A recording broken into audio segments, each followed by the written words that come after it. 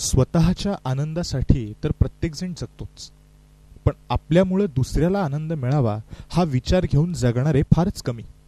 आणि हाच विचार घेऊन अनेक वर्ष फार निष्ठेनं काम करणाऱ्या प्रमिलाताई पाटील यांना आपण आज भेटणार आहोत.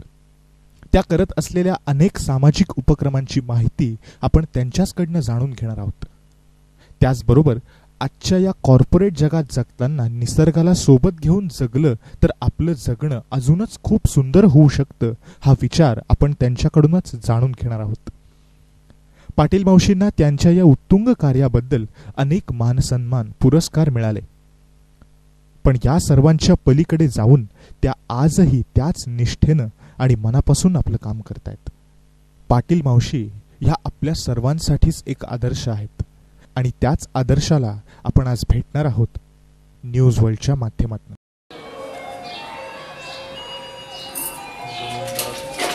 नमस्कार. नमस्कार. नमस्कार मावशी. नमस्कार. आम्ही तुमचं जे कर्तृत्व आहे, तुम्ही कर्तृत्वाची जी झालर जीवनाला दिली, वेगळी आगळी वेगळी तुमची प्रतिमा निर्माण केलेली आहे आणि तुम्हाला एवढे पुरस्कार मिळाले, स्काउट गाईड वगैरे. त्यानंतर तुम्ही अजूनही त्यात अजून भर घातली आहे, ती टेरेस गार्डन मध्ये तुम्ही भाज्या पिकवणं, त्यानंतर खताची निर्मिती, कचऱ्यातून खताची निर्मिती करणं, असे अनेक प्रकल्प तुम्ही राबवलेले आहेत. घरालाही एकदम म्हणजे निसर्गाचं स्वरूप तुम्ही दिलेलं आहे. तर आणि नेचर क्लब मध्येही काम करता, पशु पक्षी निरीक्षण वगैरे. तर हे अतिशय वेगळं आहे आणि स्त्रियांपुढे एक आदर्श आहे. तर त्याबद्दल मला म्हणजे तुमच्या या टेरेस गार्डन बद्दल मला थोडी माहिती सांगाल का? हो, चला ना. एखाद्या शेतकरी स्त्रीलाही लाजवेल असंच कार्य नाशिकच्या पंचवटी भागात द्वारका अपार्टमेंट येथे राहणाऱ्या प्रमिला पाटील या पेशाने शिक्षिका असून त्यांनी आपल्या राहत्या घरात टेरेसवर जवळजवळ 300 ते 350 वनस्पती लावल्या. त्यात दुर्मिळ वनस्पतींचीही लागवड त्यांनी केली आहे. त्यात विशेष म्हणजे इन्सुलिन नावाची वनस्पती डायबेटीस सारख्या आजारावर अतिशय उपयोगी आहे आणि याची रोपे पाटील मावशी स्वतः तयार करतात आणि लोकांना वाटतात. तसेच झाडांवर मावशींचं असलेलं प्रेम, त्यांची निगा राखणं, त्यांच्यावर माया करणं हा त्यांचा नित्याचा क्रम आहे. पहाटेपासून राबणारी, योगा प्राणायाम करून स्वतःला निरोगी ठेवणाऱ्या, तसंच घरातली सगळी कामे स्वतः करणाऱ्या या 65 वर्ष वय असणाऱ्या प्रमिला पाटील एवढी सगळी कामे करून थकत नाही, तर नेहमीच त्या उत्साही असतात आणि हाच उत्साह त्यांच्या चेहऱ्यावर झळकताना दिसतोय. अतिशय उत्साही आणि आदर्श व्यक्तिमत्व असलेल्या पाटील मावशी एवढ्यावरच न थांबता आपण जो कचरा म्हणून फेकून देतो, जसं निर्माल्य, शिळ्या पोळ्या, खरकट, या सगळ्या कचऱ्याचा त्या सेंद्रिय खत निर्मितीसाठी उपयोग करतात. अशा पाटील मावशी इथेच न थांबता 63व्या वर्षी नऊवारी साडी स्पर्धेत द्वितीय पुरस्कार पाटील मावशींनी मिळवलाय. इंदिरानगर येथे महिला मंडळातर्फे त्यांचा सत्कारही करण्यात आलाय. त्याचं छायाचित्रही आपण पाहत आहोत. अशा ह्या कर्तृत्ववान धडाडी नेतृत्व करून समाजात मानाचा तुरा होणाऱ्या प्रमिलाताई या स्त्री शक्तीला सलाम. आणि प्रमिलाताई यांच्याबद्दल त्यांचे सहकारी आणि शेजारी यांनी दिलेल्या काही प्रतिक्रिया आपण पाहणार आहोत. पाटील ताई, तुम्ही पाटील मावशींच्या जवळच राहता, तुम्ही त्यांच्या शेजारी आहे. तर तुम्हाला या पाटील मावशींच्या उपक्रमांबद्दल, त्यांच्या कार्याबद्दल काय वाटतं, आम्हाला सांगाल का जरा? हो, पाटील मावशींचा तर आम्हाला अभिमानच वाटतो. आमच्या सोसायटीत ते शिवाय एवढं वय असताना सुद्धा त्या सकाळी लवकर उठून त्यांची दिनचर्या आहे योगासन करणे, प्राणायाम करणे, फिरायला जाणे आणि दिवसभर काही ना काही उद्योग करत राहतात. त्यांना एवढे पुरस्कार मिळाले त्याबद्दल तर आम्हाला अभिमानच वाटतो. एक शेजारी म्हणून मी तर त्यांच्यावर एकदा पुरस्काराला पण गेली पसाला. तर त्यांच्यावर तिथं एवढ्या लोकांनी कौतुक केलेलं, त्यांना सोबत मी गेली आणि तो पुरस्कार घेताना मला पण त्यांना बघून आनंद झाला. जाधव ताई नमस्कार. पाटील ताई पाटील मावशी जे काम करतात त्यात तुमचं काय त्यांना सहकार्य असतं, त्यानंतर त्यांच्याकडून तुम्ही काय प्रेरणा घेतली, त्यांच्या कामाची काय दखल घेतली, त्यानंतर त्यांच्या कामातून तुम्ही काय काय प्रेरणा घेतल्या की मला काय करावं असं वाटलं असं? पाटील मॅडम हे आम्हाला एक आदर्श आहेत सोसायटीत आणि त्यांनी वेगवेगळ्या क्षेत्रात अनेक कामं केली, एकच क्षेत्रात नाही तर ते मुलांना नॅशनल लेवलपर्यंत घेऊन जातात. त्याचप्रमाणे भाजीपालांचं वगैरे परसबाग फुलवली, त्याच्यासाठी आम्ही त्यांना पोळ्या वगैरे भाजीचे सगळे जे असतं ते देतो.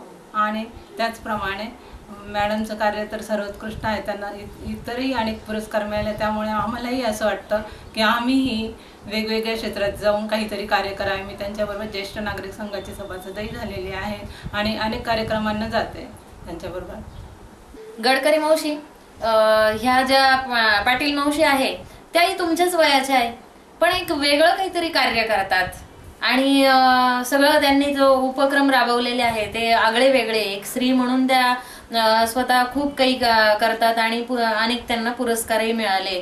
त्यानंतर हे जे टेरेस गार्डन त्यांनी निर्माण केलंय तर त्याबद्दल म्हणजे त्याच्यात तुमचं काय सहकार्य असतं? तुम्ही ह्या बिल्डिंग मध्येच राहतात, त्यांच्या ज्या बिल्डिंग मध्ये राहतात, तर शेजारी म्हणून तुम्ही काय सहकार्य करतात त्यांना?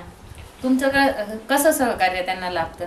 हे सहकार्य करतो का, पोळ्या भाजीचं काढ असतं ते झाडाला पाणी घालणं, वरती मावशी आल्यानंतर असं हे काढणं, परत त्यानं टेरेसमध्ये भाजीपाला केलेला, हे सहकार्य होतं आमच्याकडनं. दुसरं ठाकूर मॅडम तुमची आणि पाटील मावशींची ओळख तुमच्या म्हणजे जे प्रोफेशन आहे, तुमचा व्यवसाय आहे त्यातून झाली. तुम्ही शिक्षकी पेशातून एक सहकारी झाल्या, त्यानंतर त्यांनाही सामाजिक कार्याची आवड, तुम्हालाही सामाजिक कार्याची आवड, त्यानंतर तुम्ही ज्येष्ठ संघाचं कार्य करतात आणि त्याही टेरेसवर गार्डन निर्माण करणे, त्यानंतर स्काउट गाईडची कामं करणे, अनेक कामं त्या करतात आणि ही तुमची मैत्री वाढत गेली. आणि तुम्ही मग त्यांच्याबद्दल तुम्हाला काय माहिती आहे आणि त्यानंतर तुम्ही त्यांच्याबद्दल थोडक्यात आम्हाला काय सांगाल?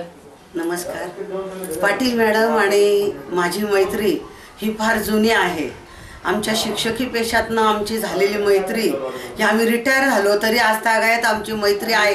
आणि त्याला कारण म्हणजे त्यांचे आणि माझे समविचार. त्यांना सामाजिक कार्याची आवड आहे, मला पण सामाजिक कार्याची आवड आहे आणि आम्ही निरनिराळ्या ठिकाणी काही ना काही काम करत असतो. मी ज्येष्ठ नागरिकांकरता काम करते आणि त्यांना या फळबागांची सेंद्रिय पद्धतीच्या बागांची लागवडीची अतिशय आवड आहे आणि त्या आवडीमुळेच मी अजून त्यांच्याजवळ आले. आणि मी त्यांना हेच त्यांनी म्हणजे आपण जो नेहमी हल्ली म्हणतो की सगळं हायब्रिड आहे, सकस अन्न कुठे मिळतं आहे का, पण हे सगळं खोडून काढण्याचं काम पाटील मॅडमकडून शिकावं. कारण आपण जर घरचे घरी जर सेंद्रिय पद्धतीने भाजीपाल्याची लागवड केली तर आपण स्वतः केलेलं खाण्यात आनंद मिळतो आणि सकस अन्न हे आपल्याला खायला मिळतं. हे त्यांच्याकडून लाख मोलाचं शिकण्यासारखं आहे आणि म्हणूनच मी त्यांना आमच्या ज्येष्ठ नागरिक संघात सुद्धा बोलवते किंवा तुम्ही आमच्याकडे या आणि आम्हाला सगळ्यांना मार्गदर्शन करा. आणि मॅडम नेहमी ठिकठिकाणी याचं मार्गदर्शन करायला जात असतात, त्याचा मला खूप अभिमान आहे. आणि नेचर क्लबच्या सुद्धा त्या सदस्य आहेत. नेचर क्लबचे सुद्धा उपक्रम राबवून त्या पुढे नेत असतात आणि असंच त्यांच्या कार्याला शुभेच्छा देते आणि उत्तरोत्तर प्रगती हो अशी मी इच्छा व्यक्त करते.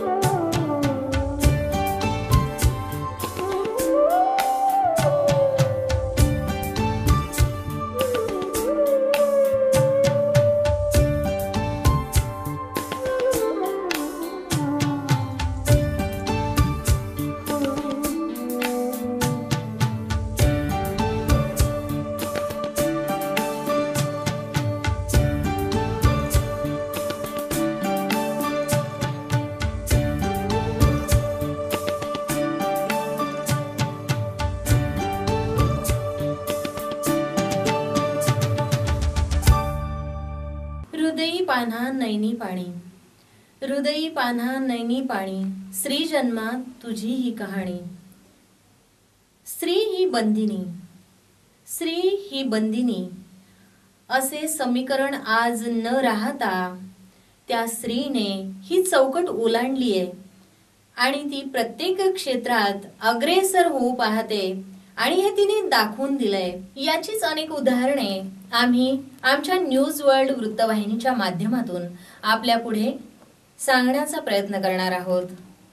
आणि अशाच एका चौकट पार करू पाहणाऱ्या, कर्तृत्व फुलवणाऱ्या एका स्त्रीची कहाणी आपण आपल्या स्त्री शक्तीच्या पहिल्या भागात पाहणार आहोत. यासाठी मी प्रमिला ताई यांना आमच्या न्यूज वर्ल्डच्या स्टुडिओत आमंत्रित करते.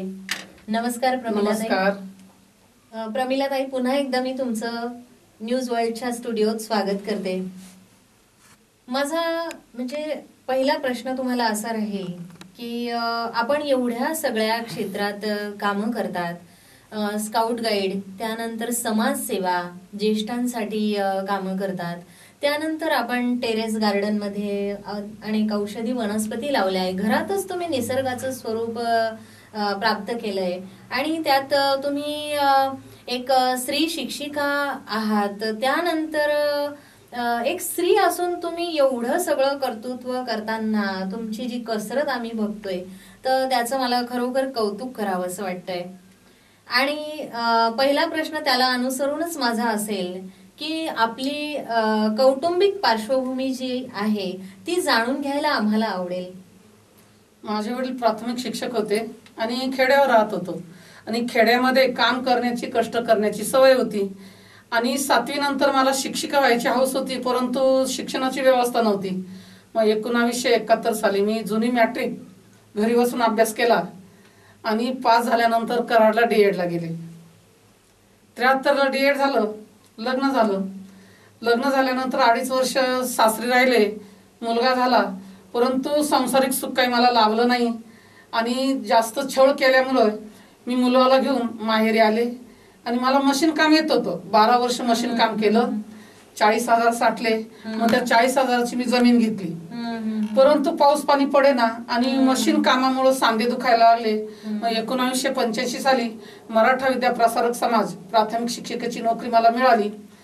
वणीला 2.5 वर्ष राहिले, नाशिक मध्ये आले. मला काय म्हणायचंय प्रमिला ताई की ही तुमची जी कौटुंबिक पार्श्वभूमी झाली, परंतु हा जो तुमचा जीवनाचा प्रवास आहे तो करताना आणि तुमची जी कौटुंबिक पार्श्वभूमी पाहता मला असं वाटतंय एखादी स्त्री कोलमडून पडली असती, पण तुम्ही कोलमडून न पडता अशा म्हणजे अनेक क्षेत्रात तुम्ही अग्रेसर राहिलात. त्यानंतर तुमचा जीवन प्रवास तुम्ही सुरू केला. त्यानंतर त्या प्रवासात तुम्हाला काय काय अडचणी जाणवल्या? तर बघा, स्त्री जातीवर अनेक अनिष्ट चालीरीतीचा पगडा असतो आणि जी कर्तृत्ववान स्त्री असते ते ओझ्याखाली न दाबता आपला विकास आपण केला पाहिजे आणि इतरांना दाखवून दिलं पाहिजे की स्त्री ही कुठेही कमी नाही, प्रत्येक क्षेत्रात ती काम करू शकते. आणि त्या पद्धतीने आजपर्यंत वेगवेगळ्या क्षेत्रांमध्ये माझी मी प्रगती केलेली. आणि तुम्हाला अडचणी काय काय आल्या तुमच्या आता प्रगती करत असताना?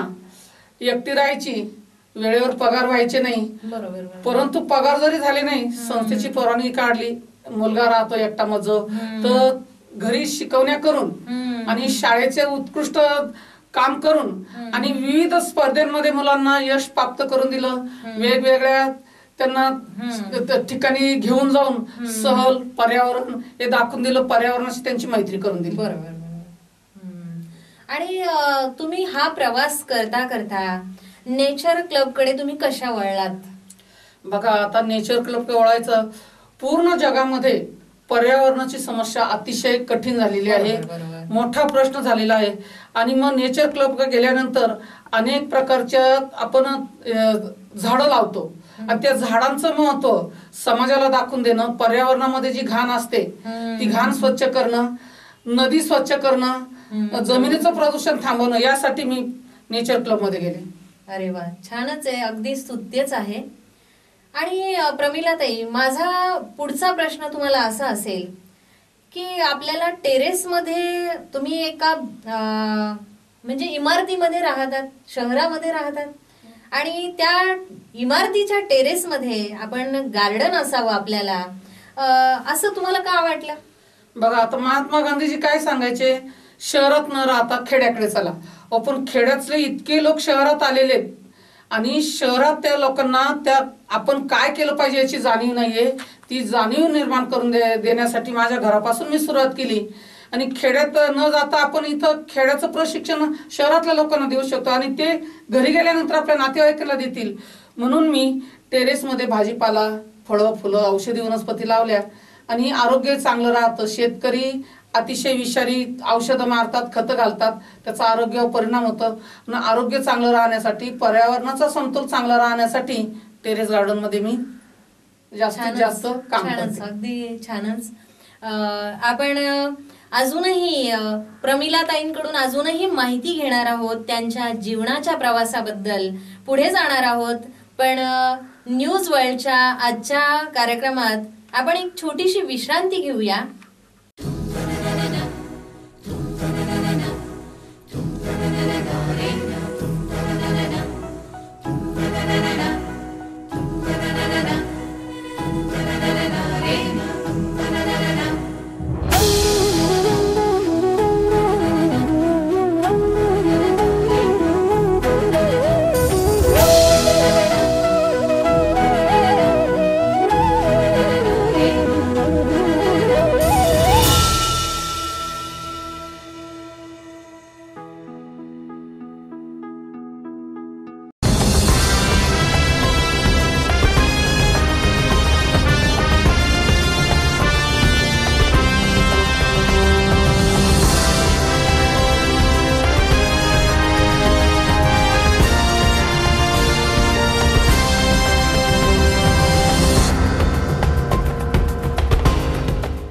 न्यूज वर्ल्ड या चॅनलला तमाम नाशिककरांच्या वतीने व मी महापौर या नात्याने शुभेच्छा देतो.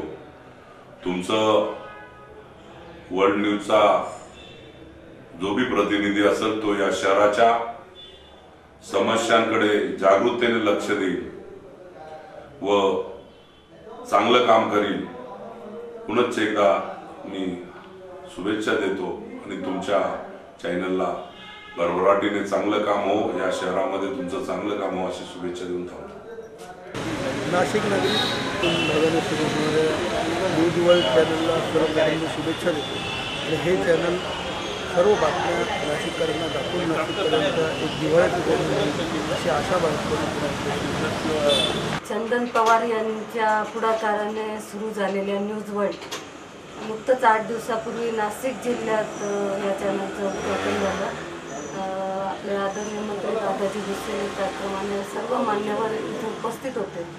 नाशिक जिल्ह्यातील ज्या ज्या बातम्या असतील, ज्या खबरी असतील त्या आपल्यापर्यंत तत्परतेने न्यूज वर्ल्ड चॅनल आपल्यापर्यंत पोहोचवणार आहे.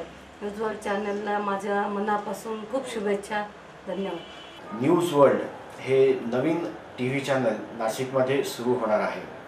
या चॅनलला मी हार्दिक शुभेच्छा देतो. निर्भीडपणे, प्रामाणिकपणे, निस्वार्थी हेतूने आणि लोकांमध्ये जागृती पसरावी या हेतूने हा न्यूज चॅनल सुरू होत आहे. त्यांच्या बातम्या या एकांगी नसाव्यात, सर्व बाजूंचा विचार करून असाव्यात, भडक आणि माथेफिरू बातम्या नसाव्यात अशी मी अपेक्षा व्यक्त करतो. त्याचबरोबर या बातम्यांमध्ये काहीतरी क्रिएटिव्ह असावं की जेणेकरून समाज बांधण्यासाठी आपल्याला मोलाची मदत होईल या चॅनलकडून अशी मी अपेक्षा व्यक्त करतो. चंदन पवार आणि त्याच्या सहकाऱ्यांना हार्दिक शुभेच्छा. नाशिक जिल्ह्यामध्ये आपल्यासारखा हा चॅनल तयार होतोय आणि मला विश्वास आहे की नाशिक हे अतिशय झपाट्याने वाढणारं शहर असताना, पुणे मुंबईचा त्रिकोण असताना यामध्ये कितीही दैनिक, साप्ताहिक किंवा चॅनल आले तरी ते आमच्यासारख्या माणसांना कमी पडतात. आपण सत्य घटना सत्यतेने आणि तातडीने जर जनतेवर पोचवाल अशी मला खात्री वाटते. त्यामुळे निश्चित आपल्या ह्या चॅनलची लोकप्रियता वाढल्याशिवाय राहणार नाही. आमच्यासारखा एक सर्वसामान्य कार्यकर्तासुद्धा अशा वाटतं की सत्य बातम्या निर्भीडपणे आणि ताबडतोब जनतेपर्यंत पोचवणारा जो चॅनल असेल त्याला हे नाशिककर निश्चितपणे डोक्यावर घेऊन नाचल्याशिवाय राहणार नाही आणि मला असं वाटतं तशाच पद्धतीने आपण कामकाज करावा. माझ्या रिपब्लिकन पार्टी ऑफ इंडियाच्या वतीनं, माझ्या PL ग्रुपच्या वतीनं तुमच्या भावी वाटचालीस मी मनापासून शुभेच्छा देतो. धन्यवाद.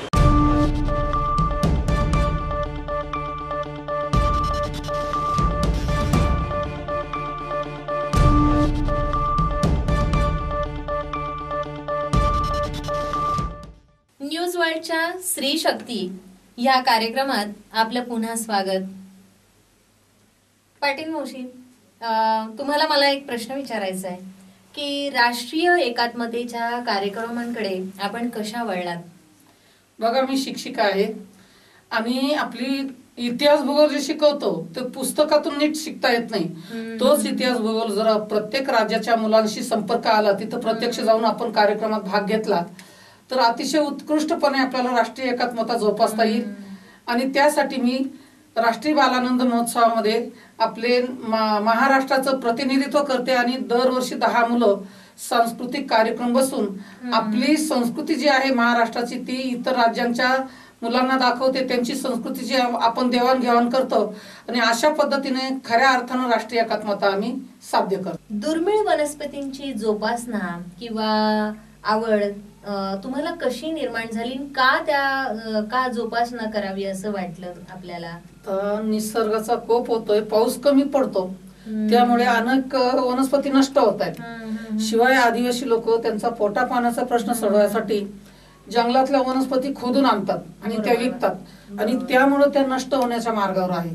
आणि त्या जर आपलं आरोग्य चांगलं ठेवण्यासाठी जोपासायच्या असतील तर प्रथम आपल्यापासून आपण सुरुवात करू आणि इतरांना प्रबोधन करू. म्हणून त्या दुर्मिळ औषधी वनस्पती मी जोपासायचं ठरवलंय. बरोबर.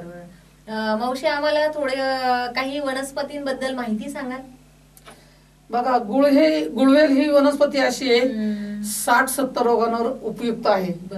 तिचा पाला जो आहे, एक मुठभर पाला उकळला आणि एक अर्धा कप राहिला त्याच्यात तो जर काढा घेतला तर तो सुद्धा उपयुक्त आहे. किंवा एक बोर्डवर लांबीची जाड काडी ठेचायची, ग्लासवर पाण्यात उकळायची, अर्धा कप खाली शिल्लक राहिलं गुळ किंवा साखर टाकायची आणि ते पिऊन घ्यायचं. सकाळ संध्याकाळ असं 2 वेळेस जर पिलं तर अनेक रोगांवर गुळवेल अतिशय उपयुक्त आहे. त्याला अमृता सुद्धा म्हणतात.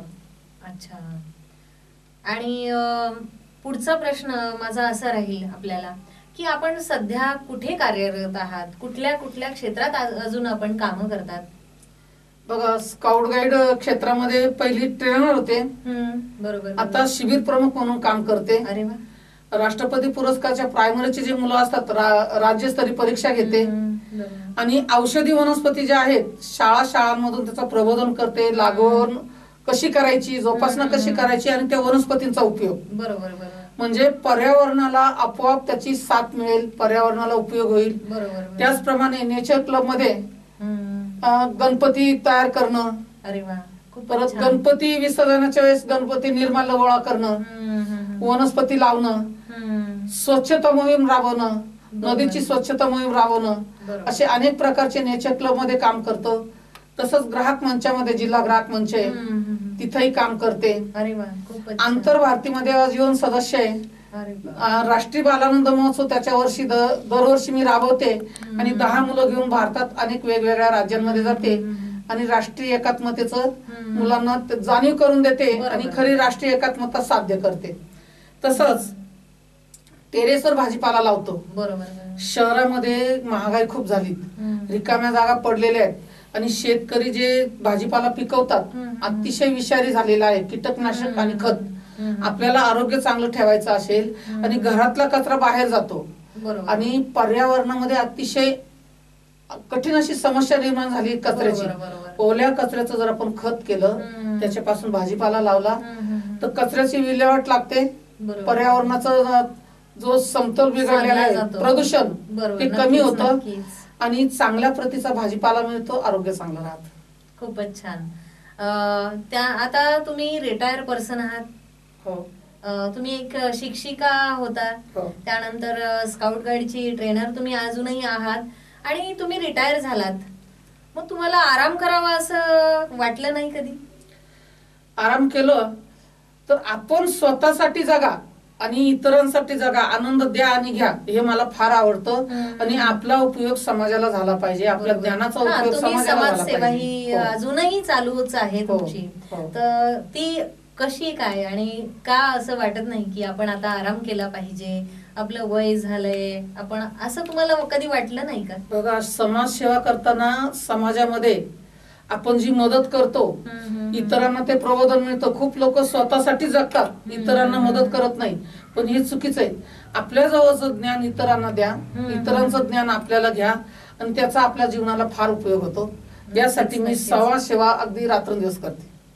पाटील मावशींबद्दल आपण अजूनही खूप काही जाणून घेणार आहोत न्यूज वर्ल्डच्या आजच्या स्त्री शक्ती या भागात. परंतु त्यापूर्वी घेऊया एक छोटीशी विश्रांती.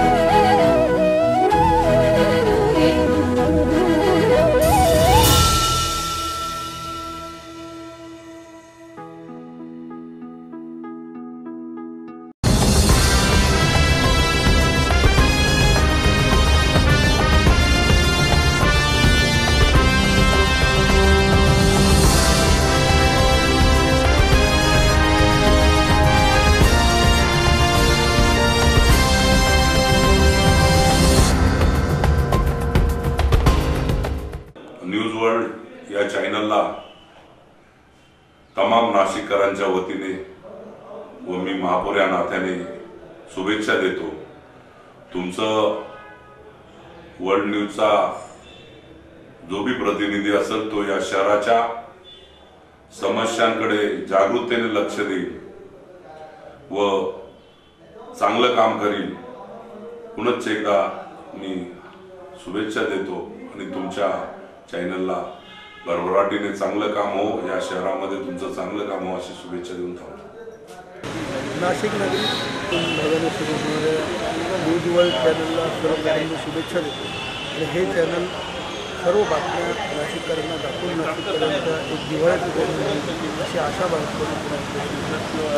चंदन पवार यांच्या पुढाकाराने सुरू झालेल्या न्यूज वर्ल्ड नुकतंच 8 दिवसापूर्वी नाशिक जिल्ह्यात या चॅनलचं उद्घाटन झालं. आपले आदरणीय मंत्री दादाजी भुसे त्याप्रमाणे सर्व मान्यवर इथे उपस्थित होते. नाशिक जिल्ह्यातील ज्या ज्या बातम्या असतील, ज्या खबरी असतील, त्या आपल्यापर्यंत तत्परतेने न्यूज वर्ल्ड चॅनल आपल्यापर्यंत पोहोचवणार आहे. न्यूज वर्ल्ड चॅनलला माझ्या मनापासून खूप शुभेच्छा. धन्यवाद. न्यूज वर्ल्ड हे नवीन TV चॅनल नाशिकमध्ये सुरू होणार आहे. या चॅनलला मी हार्दिक शुभेच्छा देतो. निर्भीडपणे, प्रामाणिकपणे, निस्वार्थी हेतूने आणि लोकांमध्ये जागृती पसरावी